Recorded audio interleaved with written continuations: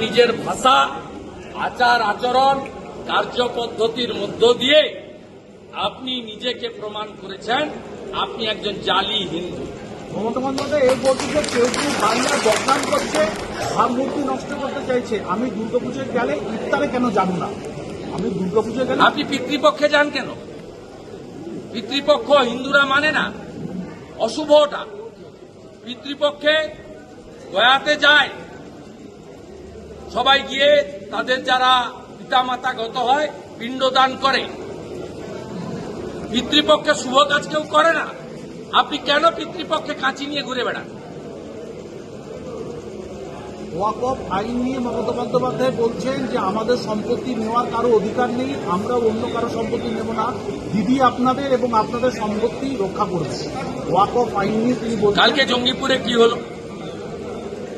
জঙ্গিপুরের পুরসভা আপনার, এমএলএ আপনার, এমপি আপনার, জেলা পরিষদ আপনার। সেখানে কালকে বেচারা পুলিশদেরকে গাড়িগুলো পুড়ানো হলো।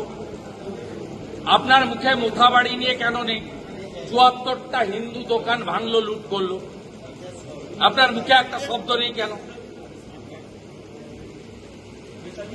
দাদা, যোগ্যদের চাকরি ফেরতের জন্য আজকে অভিজিৎ গঙ্গোপাধ্যায় ফর্মুলা নিয়ে বিকাশ ভবনে যাচ্ছে, কি বলবেন? আমি বলতে পারবো না। মুখ্যমন্ত্রীকেও আমি বলতে পারবো না। আমি অন্য কারোর কাজ এবং পদ্ধতি নিয়ে মন্তব্য করি না, করব না। অনুব্রত গোটা বাংলার মানুষ সবাই জেনে গেছে এই ঘটনার জন্য মমতা ব্যানার্জি দায়ী। তাকে 16 বার সুপ্রিম কোর্ট সুযোগ দিয়েছে যোগ্য অযোগ্য বেছে দেওয়ার জন্য।